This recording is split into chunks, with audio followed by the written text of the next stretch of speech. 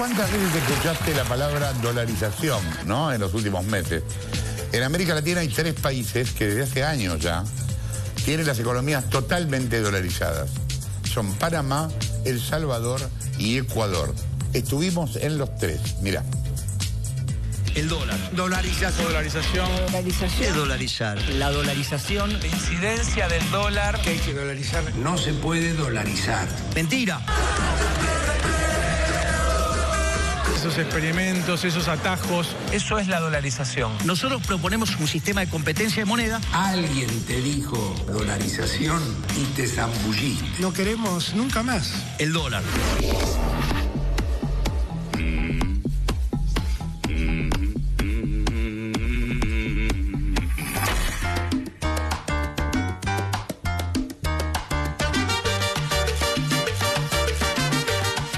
El modelo de dolarización propuesto por Javier Milei podría encontrar un ejemplo en El Salvador, un país que en 2001 empezó un proceso de dolarización total de la economía. En aquel momento se estableció que 8,75 colones pasarían a ser $1 y de ese momento todos los sueldos, pensiones, ahorros, fondo del Estado se dolarizaron. Se dolarizó para evitar la inflación y evitar las devaluaciones. El Banco Central se cierra para dar préstamos al Estado. ¿Cuál era la situación de El Salvador cuando se dolarizó? Tenía estabilidad financiera y monetaria. Solamente se dolarizó para poder asegurar que no se iba a revertir el proceso con un gobierno indisciplinado. Pese a la dolarización, desde 2021 El Salvador tuvo una inflación de cerca del 15%. En un país donde 7 de cada 10 personas tienen un empleo informal, muchos trabajadores tuvieron un aumento salarial bien por debajo de la inflación. ¿Qué siente tener dólares en la mano? Creo que es mejor, ¿no? Por los dólares. ¿Los dólares son mejor? Sí, porque ya nuestra moneda estaba devaluándose. Mal porque ganamos dólares, pero no nos abunda el dinero. No nos beneficia tanto a nosotros porque, ¿verdad? El dólar es más que todo para la gente, ¿verdad? Cuando afecta en los países primermundistas, automáticamente afecta aquí. Para vos que trabajás en dólares, ¿la dolarización te sirve? Gracias a la dolarización puedo hacer las transferencias de dinero, puedo recibir remesas. Mi sueldo aquí es de 35 a 40 dólares. ¿Y cuánto gasta en su vida diaria? De 20 a 25 dólares diarios se gasta. Es cierto que ganamos en dólares, pero la situación está bien difícil. La economía o el sueldo que hay no da.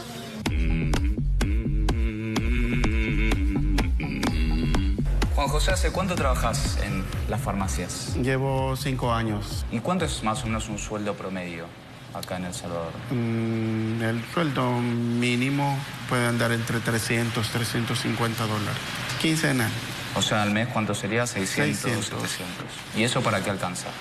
La alimentación de los 15 días, más de ahí que es utilizar el transporte público. No puedo decir que queda para ir a disfrutar o ir de viaje o ir a pasear. ¿Te acordás cómo era con el Colón, no? Sí, o sea, en mi época estaba estudiando, cuando estaba el Colón en vigencia, alcanzaba un poco más el dinero. Al mismo tiempo también tienen una economía donde no hay tal vez inflación descontrolada, no hay devaluación, o eso no se siente. Yo no siento que sea una economía que esté mal o que esté o que no alcance para algo.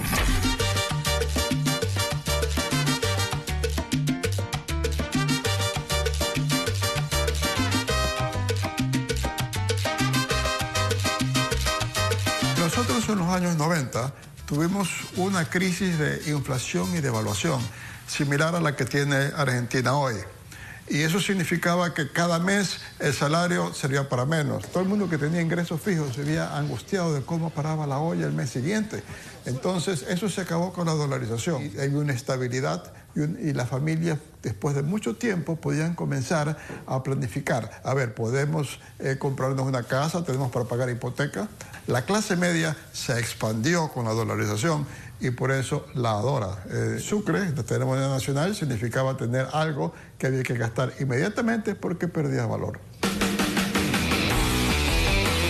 Ecuador se dolarizó en el 2000 con más de un 60% de inflación interanual. El shock inicial de la dolarización fue muy fuerte. Se redujeron salarios, jubilaciones, muchos salieron del país y otros lo perdieron todo. En el 2015, sin embargo, la gente dijo respaldar en un 85% la dolarización. Y es que 2 años después del cambio ya la inflación se había reducido al 16%.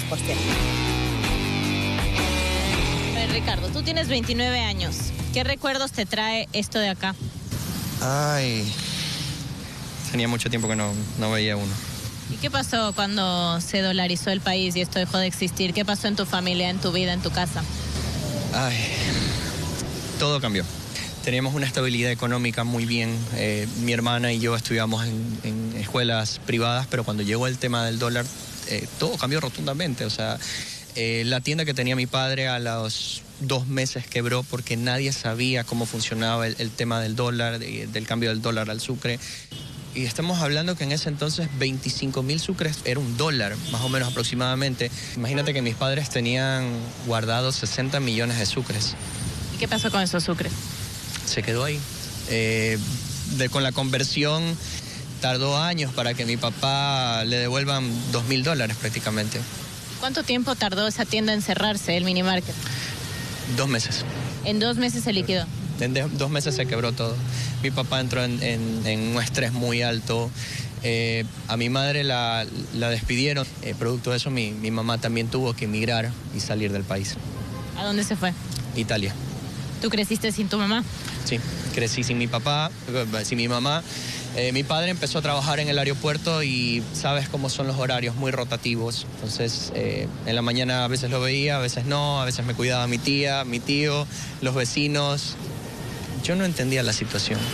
Yo siempre le preguntaba a mi papá, bueno, ¿y mi mami cuándo va a regresar? ¿Cuándo va a venir? Ya ha pasado mucho tiempo. Y mi papá lo que me decía, no, mi hijo, ella está trabajando, está fuera del país. Hoy, 23 años después, ves que tu país está dolarizado. Si es que alguien te pregunta si quisieras que saquen la dolarización, ¿qué dirías? Económicamente yo te puedo decir que, ok, estamos bien con el dólar, pero ¿qué pasó hace 23 años atrás? Estaba mal, me quedé sin criarme sin mi madre, me crié sin mi papá.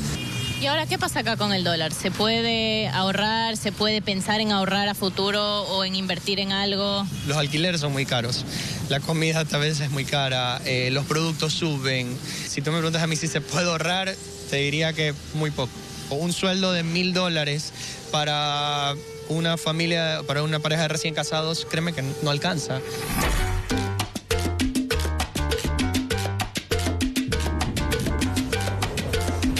La dolarización en Panamá es bien distinta a la de El Salvador y Ecuador. Panamá adoptó el dólar en 1904 como garantía para Estados Unidos para la construcción del Canal de Panamá y para el comercio posterior a esos años. Un balboa, la moneda local, equivale a $1. Y Panamá hace más de 100 años tiene una economía totalmente dolarizada y los panameños están acostumbrados a ello. La economía panameña cerró en el año 2022 con un crecimiento del 15.2%. Muy bueno, el mayor en América Latina y uno de los más grandes a nivel mundial. Además cerró con una inflación de 3%. Mucha estabilidad en los precios. ¿Hace cuánto vivís acá en Panamá? Hace 15 años. Vivo con mis hijos. ¿Y alquilás? Tengo una propiedad que es mía. ¿Cómo se accede a una propiedad? ¿Es fácil? Bueno, la verdad que sí. En Panamá tenés todos los bancos que te ofrecen créditos en caso de que quieras sacar una hipoteca y poder tener tu casa propia. ¿Y cómo es vivir en una economía dolarizada, vos como argentina? En mi experiencia es positivo vivir en una economía donde la moneda es el dólar, porque es una economía estable. Sin embargo, hemos tenido inflación el año pasado de un 2%. La inflación se siente. Ariela, ¿y cuál es el salario promedio? Estamos hablando aproximadamente de $1.400 mensuales. ¿Y eso para qué alcanza, $1.400? Podés acceder a pagar tu crédito de hipoteca, a llevar a un nene o dos a la escuela y también para hacer tus compras en el supermercado. Que la clase media es muy, muy chiquita en Panamá. Tenés gente más favorecida, que es la menor, y gente menos favorecida, que es la mayoría de la población. Hay una gran desigualdad. Totalmente. ¿Y esta desigualdad ¿Se le atribuye a la dolarización o se le atribuye a las políticas que rodean al desarrollo económico en Panamá? Mira, para mí no tiene nada que ver con la moneda. Más allá que sea dólar o no, tiene que ver con un modelo y donde no se están evaluando ni resolviendo las necesidades de la gente que más necesidades tiene.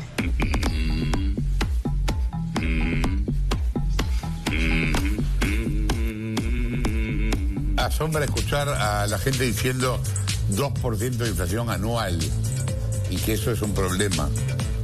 Somos conscientes de que el mundo es así. Los raros en este caso somos nosotros, ¿no? Lo que acabas de ver es un informe de Gonzalo Báñez Villar.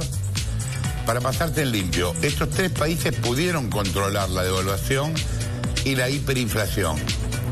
Pero al mismo tiempo, ninguno de los 3 redujo del todo el déficit fiscal. Mucho menos la pobreza ni la desigualdad. Para darte un ejemplo, Ecuador es el 4º país en América Latina con mayor pobreza entre los laburantes.